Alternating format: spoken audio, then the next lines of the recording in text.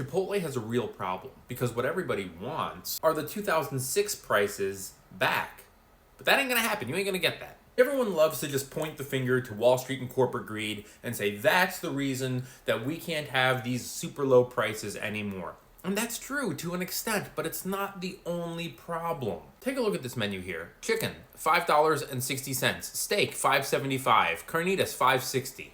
Here's another menu that I found that has guacamole for $1.40. Compare that to today, and a steak burrito is $11.40. Guacamole is $2.85. No matter how much you want Chipotle's prices to go back to 2006, 2008, it's never going to happen. Even if corporate greed didn't exist, even if Wall Street didn't exist, companies are always going to try to test the boundaries and see how much they can raise prices within reason. You think Chipotle wants this? You think Chipotle wants to be trolled on the internet? They don't want this. They don't want this. But the options are keep the prices at 2006 prices or raise the prices. If they kept the prices down here when everything else is increasing, Chipotle goes out of business. So you would then say, I wish they would have just raised the prices so I could have my burrito. But then they raise the prices and you go, it's Wall Street's fault. Let's take a look at some stuff here. From 2006 to 2025, food costs alone, this isn't just for Chipotle, have increased 73%. From 2006 to 2025, just to keep the lights on, electricity costs have increased by 50%. See those grills in the background there that they cook your food on? Natural gas has increased by 80%.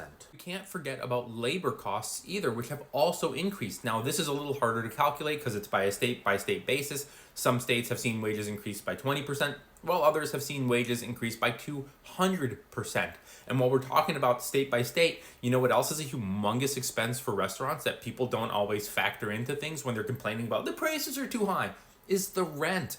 These restaurants rent all of their locations, or probably nearly all of their locations. Actually, I'm going to check for a second. All I could find was a filing from 2009 that said that they owned 14 locations. So even if that number has increased double, they have 3,000 locations today.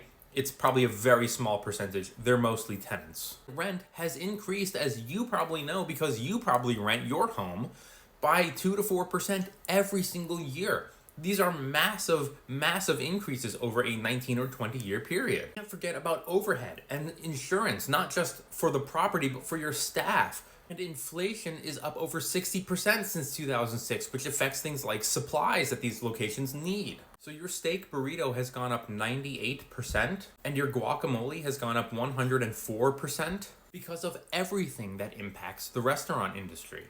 It's not just corporate greed and appeasing Wall Street. If we just had normal inflation instead of what we've just seen over the last 20 or so years, you could expect Chipotle to raise their prices modestly, like, 2% per year, which would put that stock market's open, $5.75 burrito to around $8.30 or something normal like that. That's what you could expect to see. But here we are. Look, I want Chipotle's prices to go down too, but it ain't gonna happen. Anyway, smash that follow. See you later.